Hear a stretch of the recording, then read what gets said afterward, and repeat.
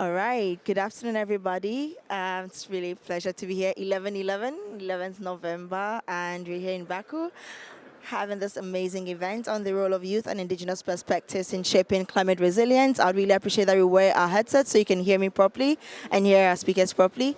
And today we're going to speak more about how youth have been engaged, also how indigenous people have been engaged in shaping climate resilience, also looking at the challenges, perspectives from wonderful people across Brazil and other indigenous places.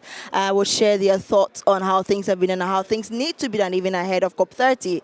It's a really key COP for all of us, and we really want to hear their thoughts on that. So I'm going to just introduce our speakers. Before that, I introduce myself. My name is Margaret Imprim. I am with the Green Africa Youth Organization as the Youth Climate Council Global Alliance lead. We support in having youth climate councils across the globe, engaging them in policy making and also engaging policymakers all over the globe, nationally, subnationally, regionally, and even globally in places like here, COP. And I'm pleasure to be here with a couple of YCCs, with Mateus in YCC Brazil. He'll introduce himself. And just to go ahead to introduce our first person, who is Joao. Joao was a Brazilian biologist and archaeologist with expertise in natural and cultural heritage and climate change.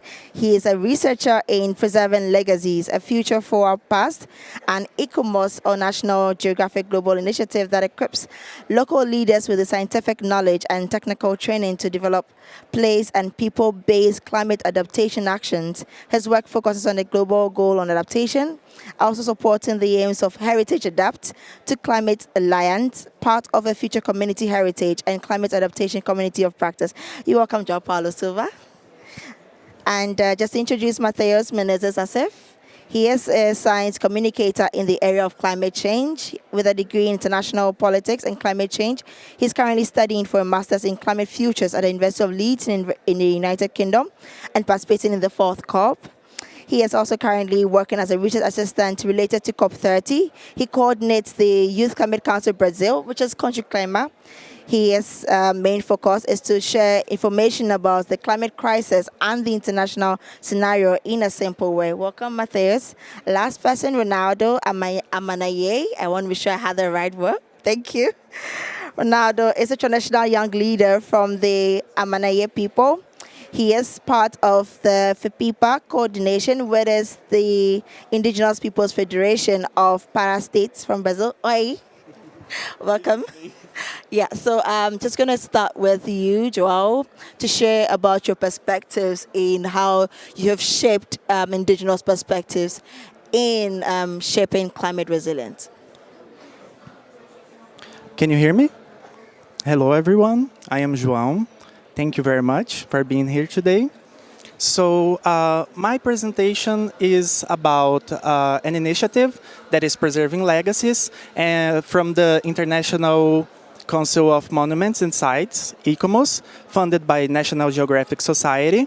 And I'm presenting this initiative because, as you can see, I entitled it as Bridging Youth, Indigenous Peoples, and Resilience Through Culture-Based Climate Action.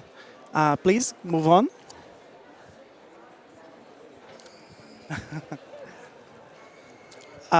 So, is it okay? Can you see me?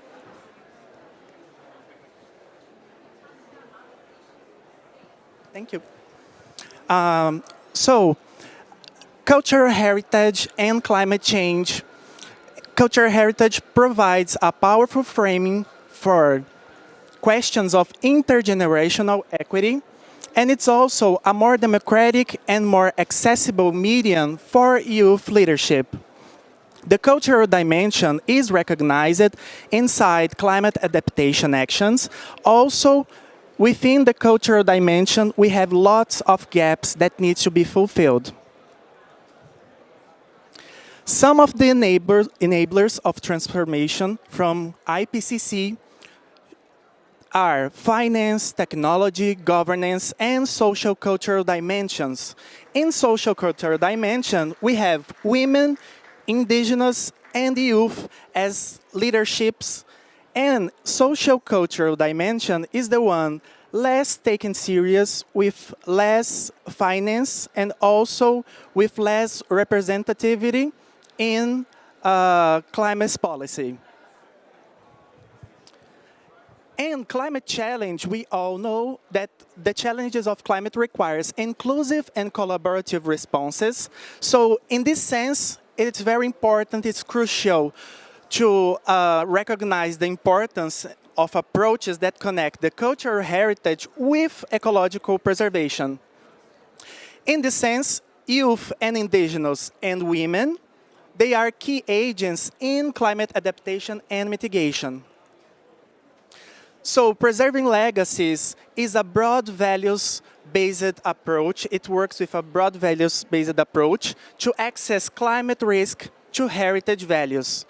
It's also a project community-led that works with partners around the world in heritage sites to define key areas of concern.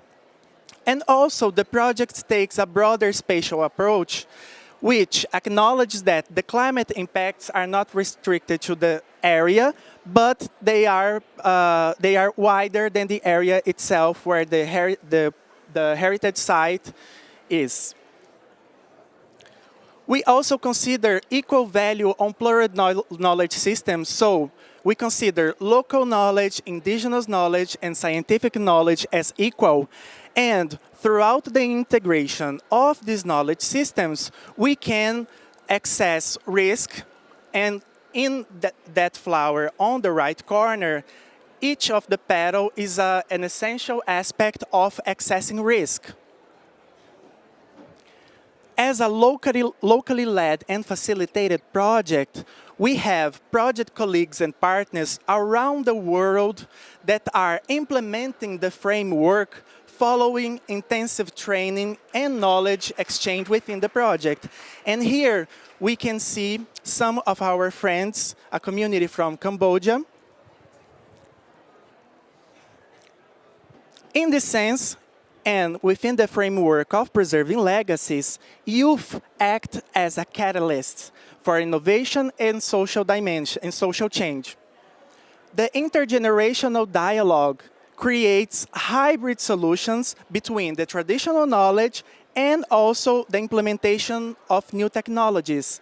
And here we can see some of our site custodians from the Philippines, these three from the Philippines, and this one from Togo and Benin.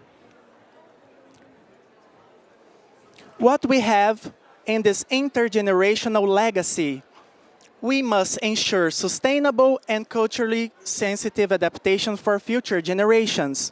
We inherited our patrimony from our ancestors. And what is the heritage that we are leaving for the next generations? So it's up to us work within these dimensions and include culture-based solutions and culture-based projects to work with climate risk assessment and also with climate resilience. That's it. Thank you. Thank you so much. Thank you, thank you, thank you. Mateus, tell us what's going on in Recife, Brazil. Hello. I might also stay here. Would you mind to put my slides, please?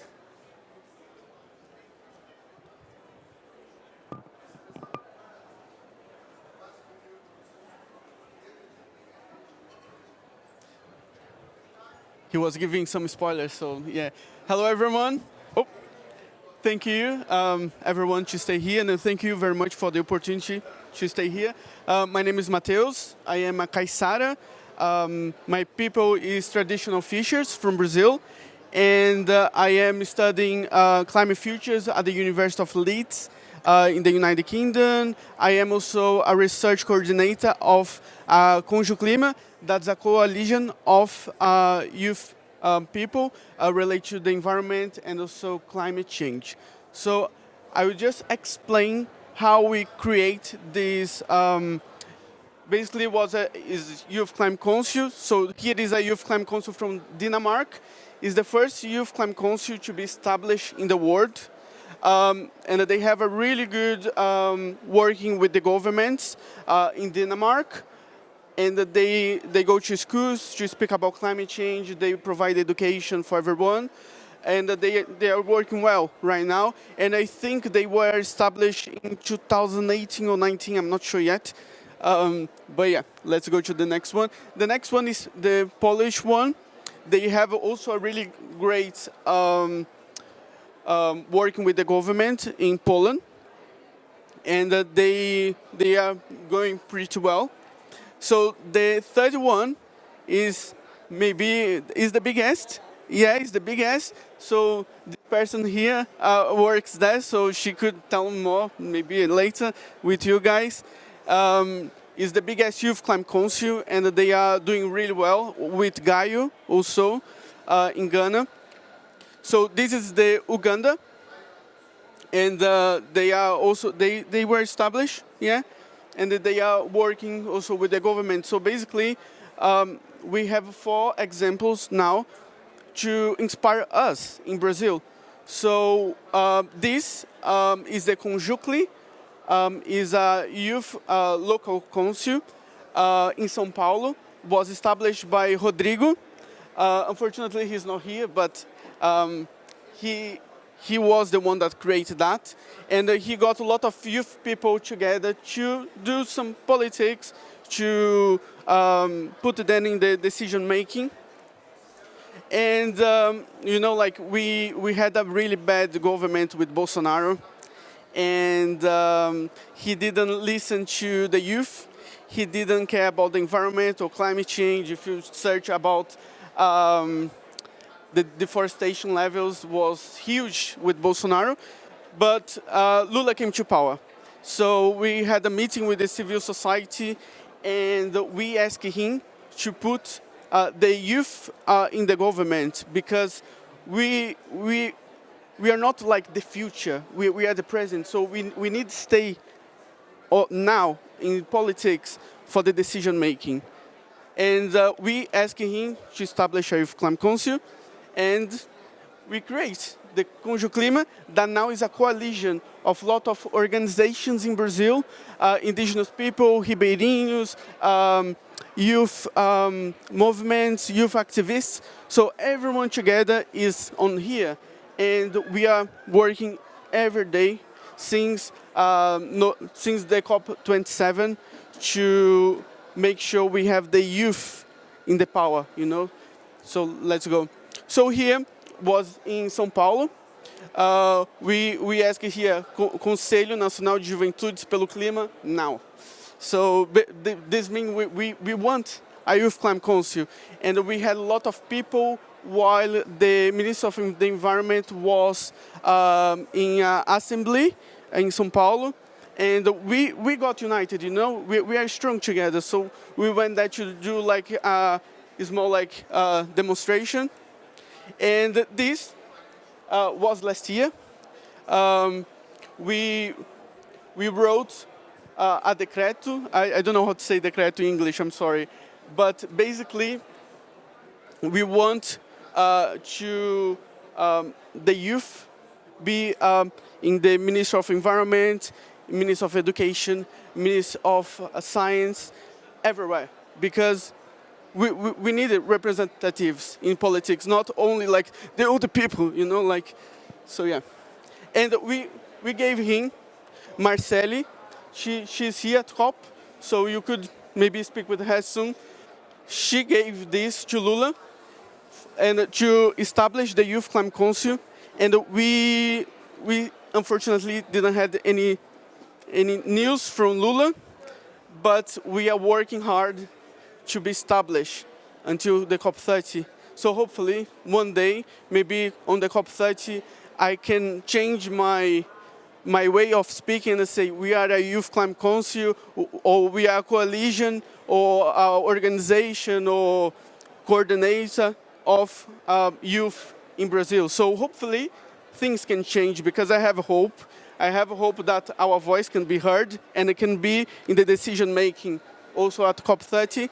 So this is the Minister of Environment, and the next person is the most nicest person. She's here. You know, she's amazing. Please speak with her. Yeah, look.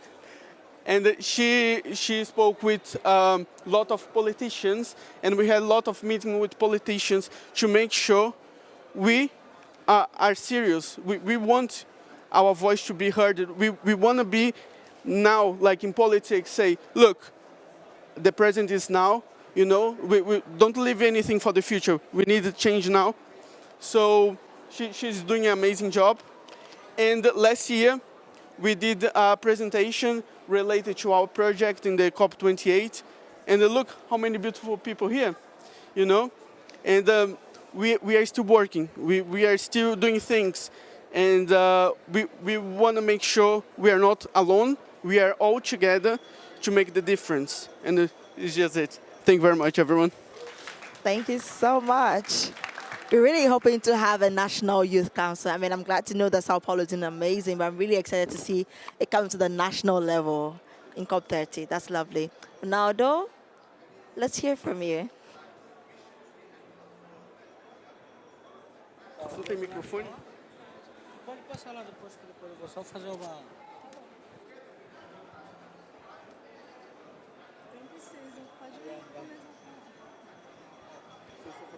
Não,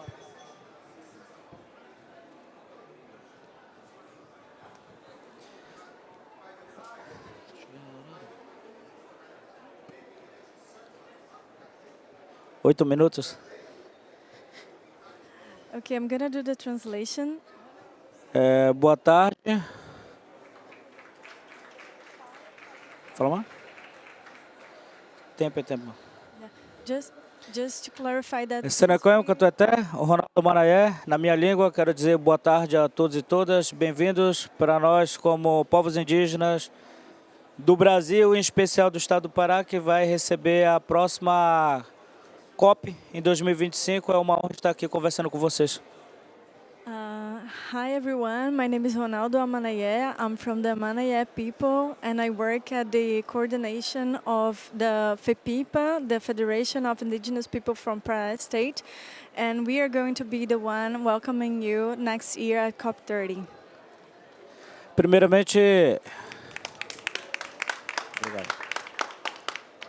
Primeiramente, eu acho desonroso, principalmente com o Brasil, um país tão importante para o equilíbrio do planeta, considerando principalmente a nossa Amazônia, nós não termos tradutores para a língua portuguesa. Sem falar que nós temos mais de 300 povos indígenas, com mais de 260 línguas faladas nativas, né? Considerando a colonização, né, que foram muitos atores dos que estão aqui e, infelizmente, nós não temos tradutores. Isso eu já venho reclamando em todas as COPs. I want to stress that it's unfortunate that we don't have translation to Portuguese, since Brazil is so important to address climate solutions. And in Brazil, we have more than 300 indigenous peoples who speak more than 200 indigenous languages. So I'm very sorry that we don't have translation to Portuguese. Então vamos ao que interessa, o que é urgente, o que é emergente para o nosso planeta. Estamos falando de resiliência climática. Para nós, povos indígenas, o que é resiliência climática? Eu comparo muito para quem fala de agroecologia. São pessoas que ficam usando termos e termos e termos, quando, na verdade, só apenas usam termos. Nós precisamos tratar as coisas com seriedade e resolver na prática. Porque, como diz um ditado popular meu, da minha autoria, eu digo, para falar, até papagaio fala, nós temos que partir para a prática. Considerando que nós temos a necessidade de manter o equilíbrio do planeta, nós precisamos cada vez mais executar o que muito se discute como num espaço como esse. Okay, since we are here to talk about resilience, first of all, I compare resilience, the term resilience, with agriculture. Agriculture is just a term to talk about something that we indigenous peoples are already doing for a really long time, and people are not really paying attention to it. And to talk and talk and talk is not leading us to anywhere. So we have to start really putting actions on the ground.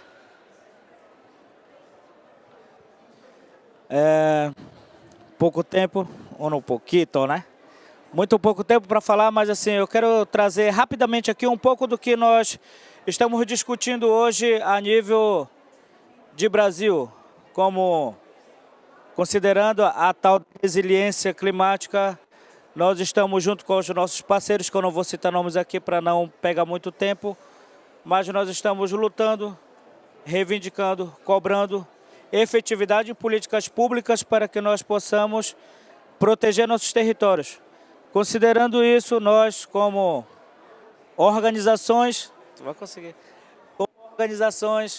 nós estamos capacitando, qualificando nossos parentes, principalmente a juventude, independente do gênero, são homens, mulheres, principalmente a juventude, né, de homens e mulheres, para que sejam guardiões e guardiãs da Mãe Natureza, com o objetivo de levar a comunicação da importância dos nossos territórios para o equilíbrio do planeta, como também para a própria preservação, como é o caso dos guardiões que existem em vários territórios, como as brigadas indígenas e tantas outras.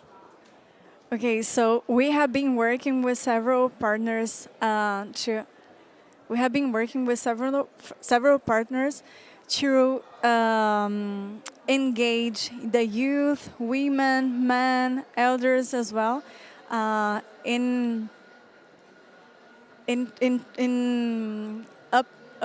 uplifting the importance of the indigenous territories to the climate solutions. We have many partners working alongside with us, and we on the ground we also have the monitoring agents. We also have brigades that are fighting fire on the territory. So we have many people engaged in the process of really putting into practice climate actions. Considerando isso, é muito importante as nossas terras indígenas para o equilíbrio do planeta. E aqui eu gostaria de mostrar para vocês esse mapa. O verde, as florestas, as terras indígenas, savanas, campos, e essa parte amarelada são os desmatamentos, né? Então isso, para nós, como estamos no Brasil num momento crítico, mesmo estando com um governo que nos apoia, nós temos uma dificuldade muito grande, que é o processo de demarcação dos nossos territórios. E como eu sempre digo, não é apenas demarcar, nós temos que também proteger. Se o governo não quiser ir lá e proteger nossos territórios, que nos dê pelo menos condições. A proteção, a preservação, a demarcação e a homologação dos territórios indígenas, eles são muito importantes para manter o equilíbrio do planeta. E aí agora eu vou reforçar aqui um pouquinho para queimar o neurônio da Marta, minha tradutora, que no Pará nós temos mais, agora anota, mais de 33% da vegetação nativa no estado do Pará, onde vai ser a COP30, são vegetações nativas, estão dentro dos territórios. 25% do território paraense são nossos, né? Então, por isso que há a importância da demarcação, homologação e proteção dos nossos territórios. Okay, I'm going to start backwards. Otherwise, I can't keep track. Ronaldo said that at Pará State, 25% of the territory belongs to indigenous peoples, but more than 30% of the native vegetation is within the indigenous territories. Therefore, it's very important to guarantee that indigenous lands are not only demarcated but also protected. Because if you don't protect the indigenous territories, even now that we have a government which calls themselves as ally of the indigenous peoples, the deforestation is entering their territories. So in the map that he's showing, the green area highlighted with the black lines are the indigenous territories at the Brazilian Amazon, and in light yellow and orange, it's where the deforestation is already occurring. Se vocês observarem nesse mapa, vocês conseguem observar de uma forma mais nítida a importância dos nossos territórios. Na figura A, né, que são essa mancha verde. Na figura B, vocês vejam a questão dos desmatamentos e das fumaças. Só que esse é um estudo que nós trouxemos para cá, mas vamos falar da atualidade, nesse exato momento. Nesse exato momento, nossos territórios estão pegando fogo, né? Alguns incêndios naturais, por outro lado, incêndios criminosos, incêndios propositais, né? Que estão acontecendo a nível de Amazônia, a nível de estado do Pará e de tantos os outros ali que compõem a bacia amazônica. A gente está passando por essa pressão. Mas nós sabemos também, né, que a gente consegue manter esse equilíbrio, porém nós precisamos de mais atitudes do governo, principalmente dos bombeiros, dos brigadistas, para que nos ajudem a compor. Todos vocês devem saber disso, isso aqui não estava planejado em falar, mas agora eu tenho que falar isso. Todos vocês são cientes. Países ricos, que só falam, como eu disse ainda agora, até papagaio fala, é uma coisa, mas por que nós não nos ajuda a combater os incêndios que estão acontecendo dentro do nosso território? E eu estou falando dentro dos territórios, já dentro dessa mancha verde, eu não estou falando no entorno, como mostra a figura B, que já está manchado, queimado e evaporado. So in this map, the first one, the A, is showing where the indigenous, where the green, you can see the green area is where the native vegetation is still standing, and it is inside an indigenous territories. The following one, the figure B, it's showing the temperature, the difference of the temperature related to the forestation area, the forested area. So where you can see that the blue shades of blue is where the temperature is lower compared to where it's red. And Ronaldo is stressing the fact that we now this year in Brazil we have faced strong wildfires all over the country, and the fire is occurring also inside the indigenous territories, and this is a criminal. It's an illegal activity, and he is saying that it's not only a Brazilian responsibility to fight these fire occurrences. Also, other countries should be supporting us. As figuras ela mostra apenas uma parte, né, do nosso Brasil. Essa aqui é a região do Xingu, uma das regiões mais afetadas, né? Diretamente pelos empreendimentos, pelo agronegócio, pelo desmatamento. E como a gente sempre fala, para nós a demarcação dos nossos territórios, a proteção ambiental e territorial, elas não são apenas para nós, mas sim para o mundo, para o planeta, para o equilíbrio diante das emergências climáticas, né? Que tantos falam e poucos fazem. Essa é uma realidade. Então tem muitos estudando e falando, mas na prática não fazem nada. E nós estamos lá dando nossas vidas, dando nossos corpos, nossos espíritos para manter o equilíbrio do planeta. A minha penúltima fala para concluir. So this is a little part of the big picture. And we, in our territories, we are giving our lives, our spiritual, our culture to defend our territories who are key to climate balance. And we shouldn't be doing this alone. This is something that everybody should be working together. Bom, vou dispensar os slides para falar uma fala mais originária, né? Sem estar olhando, sem estar com controle. O que eu quero dizer para vocês, nós realmente precisamos de falar. Nós temos aqui, imagino que representantes de vários, sei lá, do Brasil, de vários municípios, vários estados, de outros países, e que só falam, né? Nós precisamos ter essa responsabilidade, nós como juventude, como idosos, como anciãos, como caciques, como lideranças, buscar essa responsabilidade para nós. Nós vamos ter uma COP, a COP 30, que vai acontecer no Brasil, em Belém. Nós somos os anfitriões da COP 30. Nós precisamos ter essa responsabilidade em todos esses dados que o irmão aqui trouxe, o outro trouxe. Como é que nós vamos fazer? Se a gente veio para cá, para a COP, só para ouvir? Não. nós temos que buscar resolutividade para esses problemas. E aí a gente quebra o protocolo, né? Porque não respeitam a linguagem colonial do Brasil, então por isso que eu estou gastando um pouquinho de tempo, né? E aí a gente precisa tratar com realidade o que está acontecendo. A gente precisa que nós possamos, juntos, coletivamente, nos somar nesse propósito e buscar resolutividade para os nossos problemas, que estão aqui diante dos olhos de vocês através desses slides.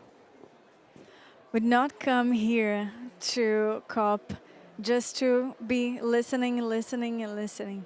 We are coming here to find proper solution, but it's really hard for me to translate, to be honest, because he is speaking from his, like the way that he feels as an indigenous person who is suffering from and in his home.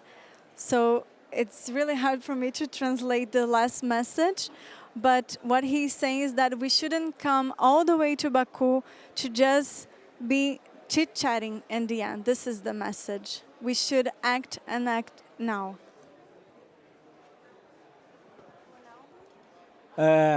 Estamos aqui à disposição, né, como organizações indígenas, como jovens, como lideranças, representando o nosso povo, né, do Brasil, né? Sabemos que existe uma instabilidade política no mundo, né? Onde todos falam de créditos e créditos e créditos, falam em crédito de carbono, falam em crédito da biodiversidade, e nós, os verdadeiros protetores, não temos as condições necessárias para proteger nossos territórios. Considerando isso, eu, como liderança, eu convoco todos vocês para nos somarmos nessa luta para, de fato, executarmos políticas públicas ou privadas para proteger nossos territórios, proteger nossa cultura, proteger nossos povos, né? E não só, como eu disse ainda agora, porque para falar até papagaio fala. Obrigado, thank you, Katueté. Okay, so in the end, he's calling everybody for action, and that please don't come here just to talk. Come for action. Thank you very much. Thank you so much, Ronaldo, for sharing. And so this is very passionate, you know, for all of us as youth, as indigenous people, because we are the ones that are feeling the extent of damage, and we're the ones also with the solutions, because I'm happy to see that we're not only victims, but we're actually innovators of the solution with the issue with what's happening in Brazil, with the youth coming together, also with indigenous people, what you're doing, saving heritage, saving culture. We want to look at how we can amplify this even in an indigenous ground like Brazil next year at COP30. So my next question right now to all of you is that it is in twofold. One, what are you doing to help, amplify this action we all want to see? And what are you telling us, everybody here seated in this room and even beyond, because this session is going to be recorded and others can also listen to it.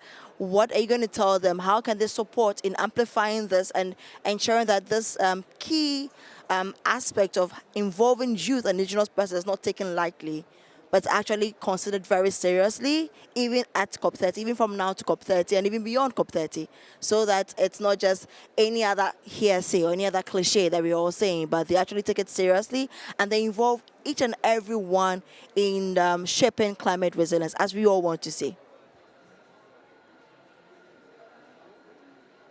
In preserving legacies, we believe that first of all, we deal with cultural heritage and climate change.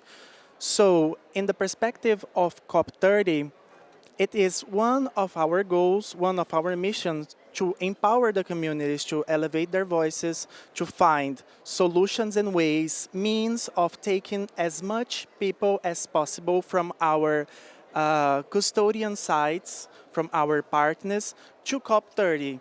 And for that, of course, we have lots of barriers as finance, as language, once we are dealing with traditional communities, indigenous peoples throughout the world.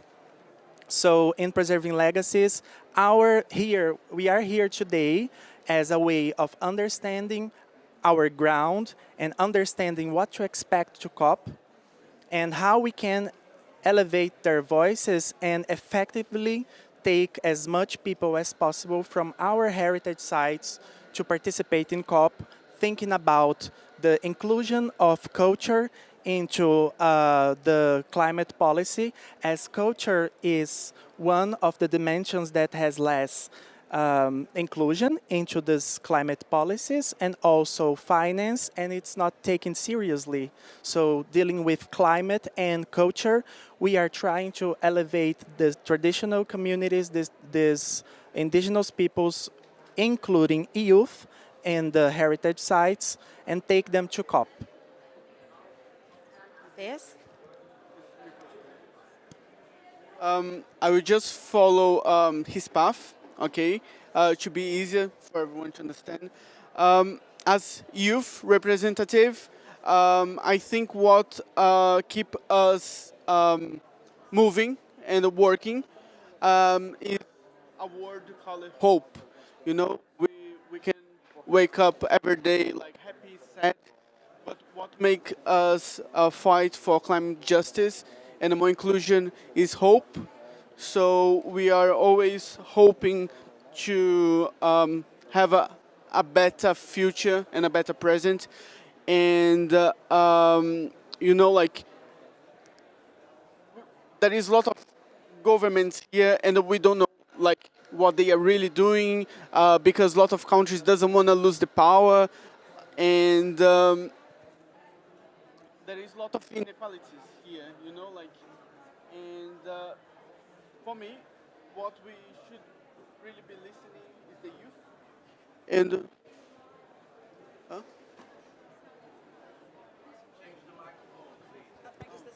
This one.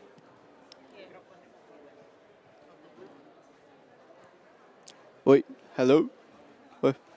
Now, shall I start again? Okay, okay. So I think we should do what he said. Like we should be understand.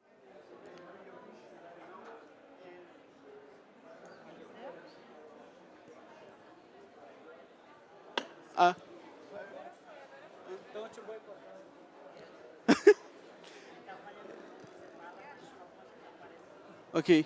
If doesn't work again, I will speak loud. Okay.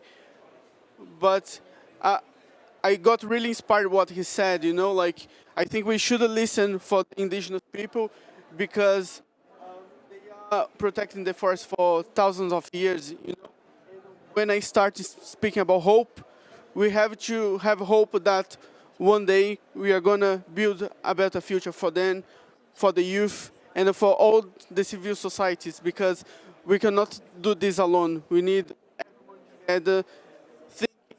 Help. If we just think about the individualism or something like that, some greenwashing, we are not going to do anything and we are not going to walk or do another step. So we should be helping each other. You know, we cannot do this alone. So we need everyone together, and is everyone here from different places in the world, and we need to help each other. So that's what I call hope. Okay.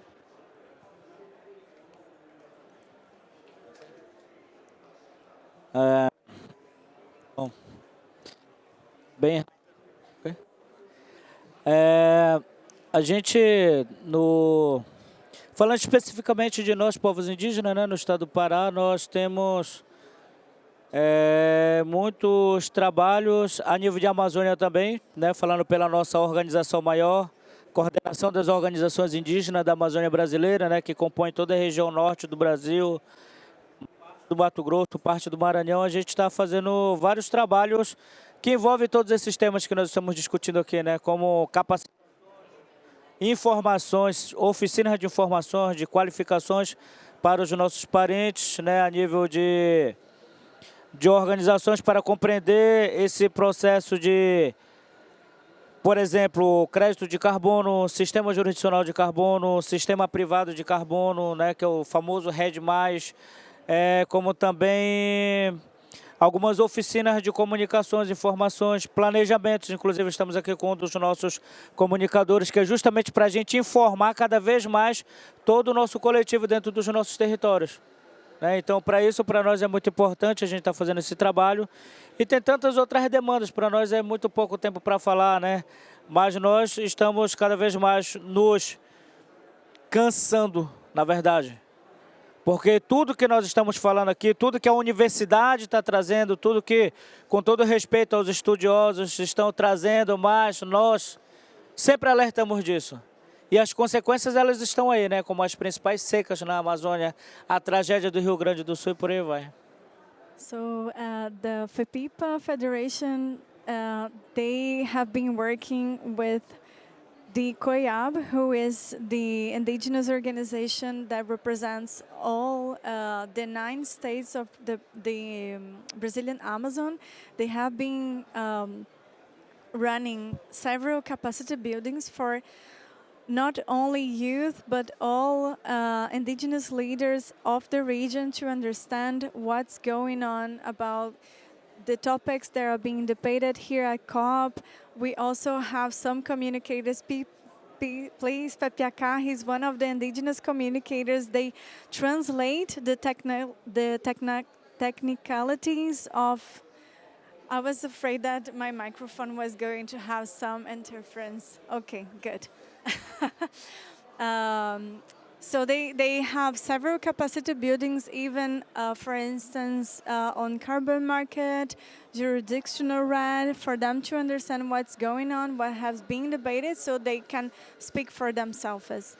And he said that he is okay with the non-indigenous science, but what is being debated at the university is something that in the territories they have been already talking for so long. So the messages that indigenous leaders, the knowledge holders, they have been saying, they have been addressing, is what the scientists are saying now. So we should and we must listen indigenous peoples, because they are already really tired of saying the same. Amazing. Thank you very much. So most of the findings now, actually from what you're saying, have been said many years ago. And so we need to just retrieve what has been said previously and then even add to the youth voices and make sure we amplify these findings, amplify these thoughts, amplify these perspectives, and definitely with these solutions, we can help support in shaping climate resilience. We have some minutes for some reflections from the audience. Let me just see some... 5 minutes, maybe 3 responses from the audience. Anyone who want to say anything in a question, in a comment, maybe very briefly, 3 people, a minute each from anyone, that would be amazing.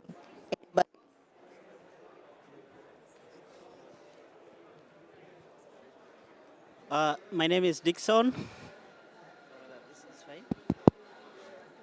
My name is Dixon from Kenya, and I have seen how the youths incorporate the indigenous knowledge to conservation, because we are living in a world of technology. The youths are trying to deviate from the indigenous perspective to technology. So I would love to know how the indigenous aspect, youths are using the indigenous aspect to now do protect their landscape as well. Okay, I would give room for 2 more people, and then you can respond to that. Any other person? Thalia, would you want to speak to? Yeah. Portuguese, yes. Portuguese. I'm speaking Portuguese because it's my language, and I think my thoughts is somewhat better. Eu acredito que a gente precisa de colocar mais jovens nos espaços de decisão. Então, a gente precisa incluir jovens dentro dos espaços de tomada de decisão, não só no Brasil como no exterior. E uma das reivindicações que nós temos enquanto juventude é que a gente alcance mais espaços, né? E eu acredito que para a juventude indígena, a juventude ribeirinha, a juventude da Amazônia e a juventude ao redor do mundo. A gente tem lutado muito para que os tomadores de decisão entendam a importância do que a gente está fazendo. E acredito que ter Matheus, né, e todas as pessoas que estão no painel é só um passo para que isso aconteça, mas acredito que a gente ainda tem muito a alcançar. Quando a gente fala de resiliência climática, a gente não está no caminho necessário ainda. Então, a gente precisa de mais esforços dos tomadores de decisão. Então, ano que vem são 30 anos de conferência. Então, I speak English. I believe in the next year we need more efforts for stop the climate crisis and for including the peoples and the youth and the decisions making space, because we don't have time for speak about the climate and don't have efforts for this. Thank you. One last person. We have to. Okay. Okay, so hi everyone. I am in Conjo Clima also with Thalia and with Mateus. My name is Livia.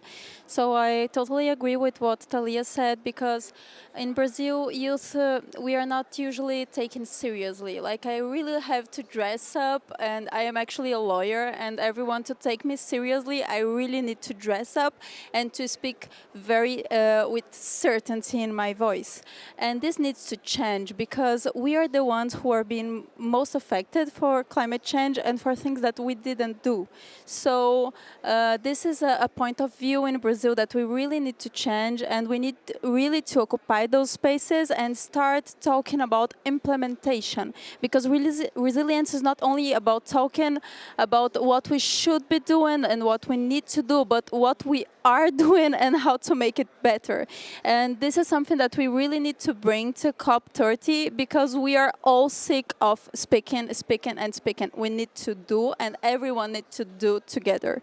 Okay, so that's my contribution, and thank you so much for listening to us from Brazil. Just to add that this, we having to dress up is not only an issue in Brazil, in a lot of countries actually. That is why we, the youth, are actually coming together to ensure that our voices are heard in whatever form we present ourselves. Okay, so yes, just one last person, and you still want to speak? Yes. Hello everyone, my name is Nashipai, I'm from Kenya. I'm representing my Indigenous Knowledge in Action. We are actually a youth-led and local-based organization, and we've been doing so much on climate change and restoration, biodiversity conservation in Kenya. And I'm so happy to see that so many youth can come together and we can feel the impact of what the youth are doing in other countries. And the more we join up the forces, is the more we get the power. And once the youth get the power, we all get to diversify and spread the gospel of climate change and the impact it is doing to the indigenous people and the indigenous youth in our country. So thank you so much. Thank you. Thank you very much. For lack of time, I would really appreciate that you see him personally to get the perspectives from him on the question you asked.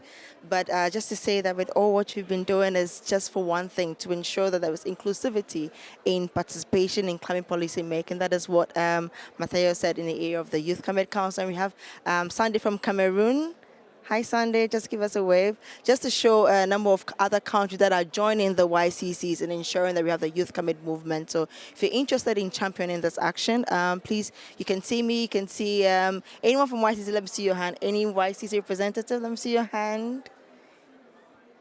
Yes, so any of us, and we definitely guide you on how to further engage to do this, because we definitely agree that the youth voices are usually undermined, and we have to have a way to amplify this voice, and even with the indigenous people, amplify our voices together, because we are the present and we are the change. Thank you very much. I'm honored to have been your moderator for today. My name is Margaret Imprim, and thank you so much, and have a good day.